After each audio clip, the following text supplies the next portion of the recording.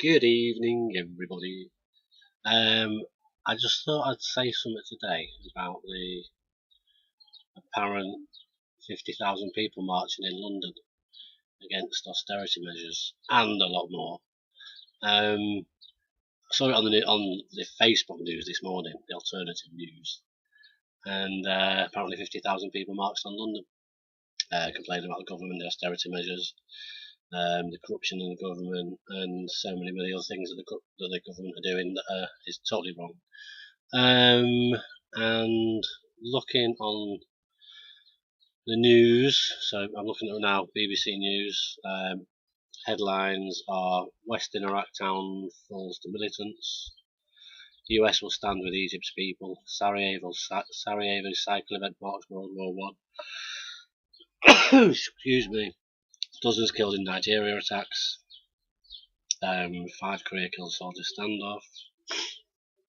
Over to ITV News. Steven Gerrard plays down retirement speculation. Headline news. UK fighters in Syria and Iraq pose long-term threat. Militants seize towns and borders. Blah, blah. PM wants vote on EU presidency in a bid to block Juncker. Sky World News. Iraq troops withdraw in face of ISIS offensive. US releases aid to Egypt as Kerry arrives. FIFA bosses secretly double their salaries. Surprise. Pope denounces evil crime syndicate. I mean,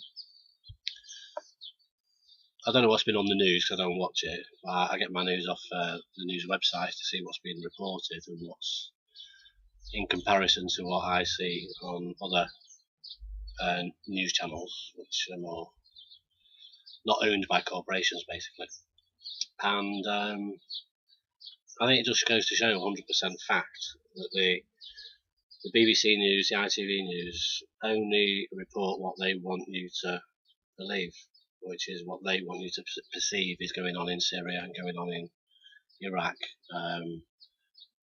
And it's all made up rubbish anyway. It's all propaganda, just to try and get you on their side. And they're not reporting on the real things, which is like 50,000 people marching in London against their own government. Now, why wouldn't they report that? Because they don't want you to think about it. They don't want you to think, oh, why are people marching? Why are people doing this? Because the news channels and the newspapers are all owned by the same corporations that own basically everything. They own the news channels, they own the governments, they own all the weapons manufacturers, they own the energy suppliers. It's just one big pyramid scheme of power. And there's no way on this earth they want to report what's going on with the people and what they're thinking about and what they're caring about. So to me, it just shows 100% fact that the media that you rely on for your news isn't news at all. It's all controlled propaganda. Reporters don't report anymore. Reporters are only scripted people on TV. It's all actors. It's all actors. I won't go into all the false flags because there's so many of them, which are all actors as well. But you won't believe that until you see it for yourself and do some research. Anyway, just something to think about. Why is your own news channels and newspapers not reporting on such a major event as 50,000 people marching in London? Ask the questions. Why is it not being reported? Who owns the channels that are supposed to be doing the reporting? What's being hidden from us, and therefore what information we are receiving? Why are we being given that information?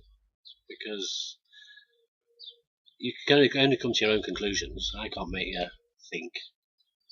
I'm just trying to hopefully help you to start thinking, not just going, okay, that's what's happening in the world. No, actually, is it what's happening in the world? Because there's a lot more behind the scenes that I want to know about. I want to know why you're reporting this, and who's reporting what, and the reasons behind that. What are the motives? What's the agenda behind it? Because that's all the war is, one big agenda. And yeah, I just wanted to say, pay a bit more attention to what is actually being reported. It's just ridiculous.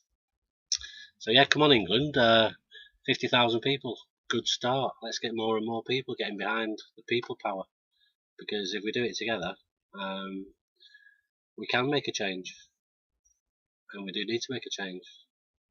Laters.